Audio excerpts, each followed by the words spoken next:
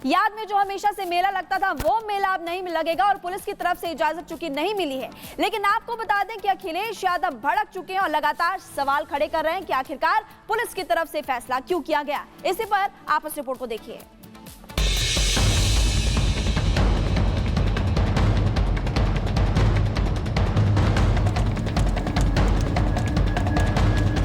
संभल में विवाद थमने का नाम नहीं ले रहा है। विवादित ढांचे के सर्वे से शुरू हुआ बवाल रमजान और होली से होता हुआ नेजा मेला तक जा पहुंचा है। सोमनाथ के लुटेरे सैयद सालार मसूद गाजी की मजार पर लगने वाले मेले पर सरकार ने रोक लगा दी है। तो लुटेरे की याद में बिल्कुल नेजा नहीं गड़ेगा। अगर गड़ा तो राष्ट्रद्रोही हैं आप। अगर इस देश के हैं, आप भी कह रहे हैं सोमनाथ को लूटा था, लुटेरे की याद में कैसे आप बना सकते हैं? बिल्कुल नहीं बनाएंगे। बिल्कुल कह रहा हूँ, बिल्कुल नहीं होगा। जिसने इस देश को लूटा था उसकी याद में कोई नेजा मेला आयोजित नहीं होगा। नेजा मेला कमेटी के मेंबर ने एएसपी श्रीश चंद से मुलाकात कर मेला करने की अनुमति मांगी, जिस पर उन्होंने परमिशन देने से साफ इनकार कर दिया।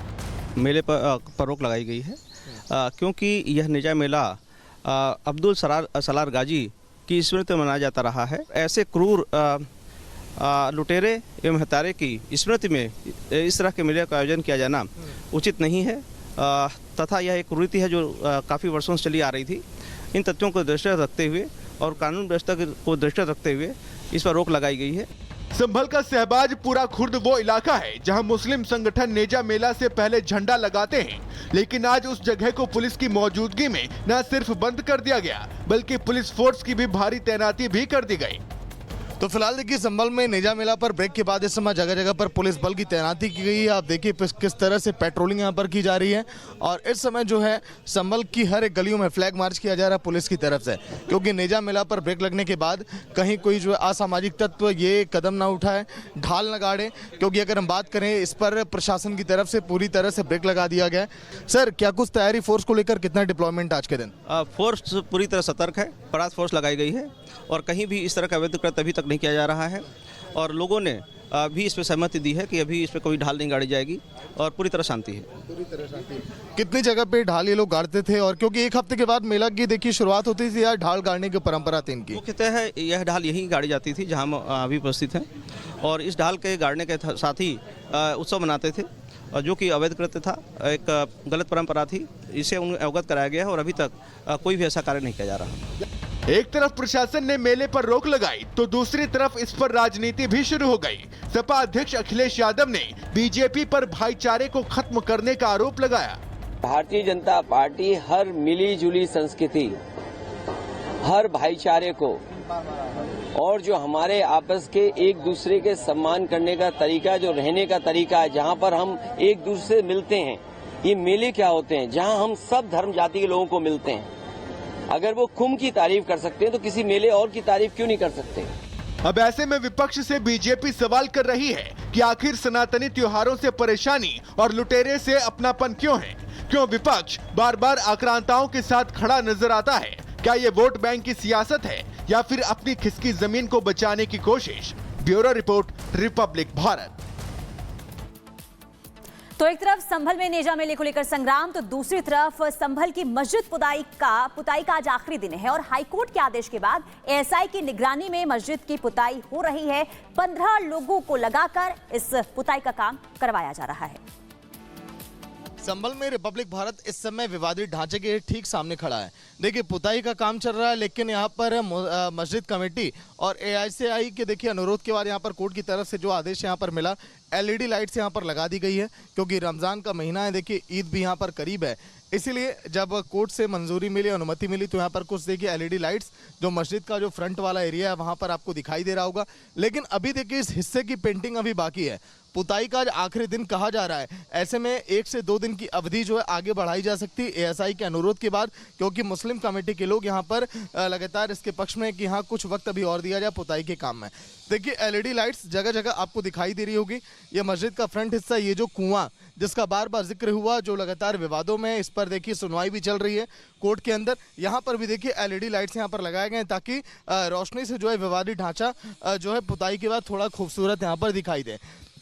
देखिए जगह जगह एलईडी लाइट्स यहाँ पर लगाए गए, साथ ही पुताई का काम जो है चल रहा है। आज देखिए इन मजदूरों की संख्या बढ़ाई गई है, जब कहा जा रहा है कि हाँ आज पुताई का आखिरी दिन है। आप लोग आज ही काम में लगे हैं क्या? आज ही लगे हैं काम में। कितने बजे बुलाया गया आप लोग को? 7:30 बजे करीब। 7:30-8 बजे बुलाया गया।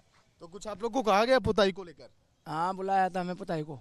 बोला गया जल्दी से जल्दी किया जाए। हाँ तो देखिए जो मजदूर आज काम में लगाए गए आखिरी दिन, इनसे भी कहा गया कि जल्दी से जल्दी पुताई का काम आप लोग शुरू करें। आज इनकी संख्या बढ़ाई गई है, लेकिन अभी ऊपरी हिस्सा देखिए जहां पर पुताई का काम चल रहा था, लेकिन अभी इधर का देखिए हिस्सा पूरा हो चुका है। ये देखिए जो इधर का हिस्सा है यहाँ पर पुताई का काम हो चुका है। यहाँ पर आप देखेंगे जगह जगह पर यहाँ पर लाइट्स भी लगाई गई है चारों तरफ। ये देखिए मस्जिद का जो ऊपरी हिस्सा है यहाँ पर हम आपको दिखा रहे हैं, कतारों में यहाँ पर लाइट्स भी लगी है। और ये जो देखिए हिस्सा आप देख रहे हैं यहाँ पर पेंटिंग का काम, रंगाई पुताई का जो काम है वो इस समय पूरा किया जा चुका है।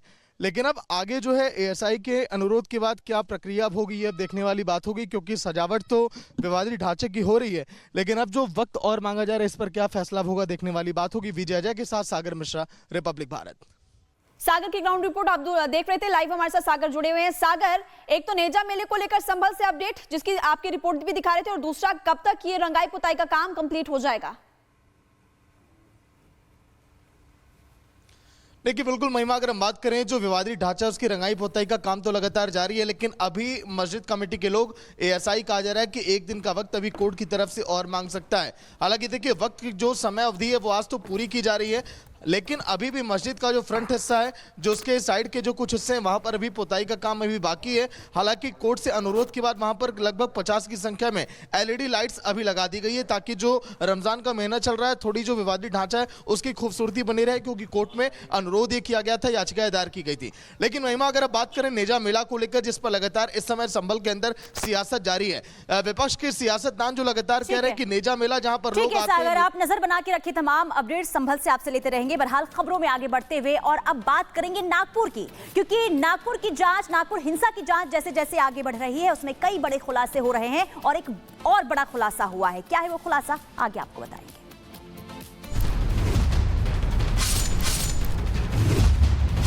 5 एफआईआर दर्ज हुई है, 50 लोगों पे अभी तक हम डिटेन कर चुके हैं। जिन्होंने किया उनको नहीं छोड़ा जाए।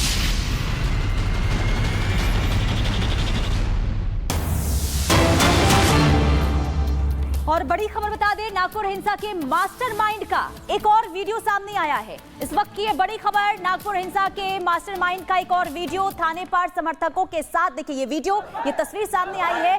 फहीम खान जो इस पूरे हिंसा का मास्टरमाइंड बताया जा रहा है, ऐसे में सवाल ये कि क्या फहीम खान ये हिंसा का मास्टरमाइंड? इसके पीछे की वजह, ये सवाल इसलिए उठ रहे हैं क्योंकि जो ये वीडियो, ये तस्वीर जो सामने आई है, इसमें फहीम खान 50 लोगों के साथ इकट्ठा होते हुए थाने के बाहर नजर आ रहे हैं। हिंसा के लिए मास्टरमाइंड फहीम ने भीड़ जुटाई और माइनॉरिटी डेमोक्रेटिक पार्टी का अध्यक्ष है फहीम खान। पुलिस के खिलाफ लोगों को भड़काने का भी आरोप इस पर लगा है और 50 से 60 लोगों को पुलिस थाने के बाहर जमा किया और हथियार भी मुहैया कराने का आरोप लगा है। ये एक्सक्लूसिव तस्वीर आपको दिखा रहे हैं, 17 मार्च की तस्वीर है, उस दिन की तस्वीर है जब नागपुर में हिंसा भड़की थी। और तस्वीर में आप देखिए कि जो एनडीपी के नेता है यानी कि फहीम खान, उन पर यह आरोप लगा है, उस पर यह आरोप लगा है कि 50 से 60 लोगों की भीड़ को यहां पर इकट्ठा किया गया और यहां पर नारेबाजी की गई और हथियार भी लोगों को मुहैया करवाया गया। आपको बता दें कि जब 17 मार्च को हिंसा हुई थी तो लोगों के हाथ में, उपद्रवियों के हाथ में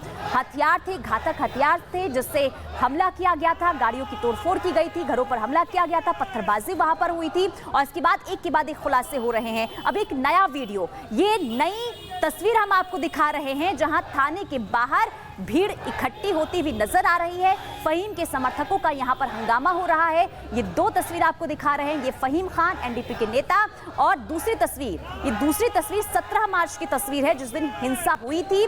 और ऐसे में सवाल ये, क्या फहीम खान ही है इस नागपुर हिंसा का मास्टरमाइंड? रिपब्लिक भारत पर एक्सक्लूसिव तस्वीर आपको लगातार हम दिखा रहे हैं, एक के बाद एक तस्वीर सामने आ रही है और हिंसा से जुड़ी जो तस्वीर सामने आ रही है वो कई सवाल उठा रहे हैं। सवाल ये कि सुनियोजित ये पूरी तरीके से हिंसा हुई थी, इसका मास्टरमाइंड कौन है? हालांकि अब जो खुलासा हुआ है फहीम खान को लेकर, ऐसे में सवाल ये कि क्या हिंसा फहीम खान की तरफ से ही भड़काई गई थी?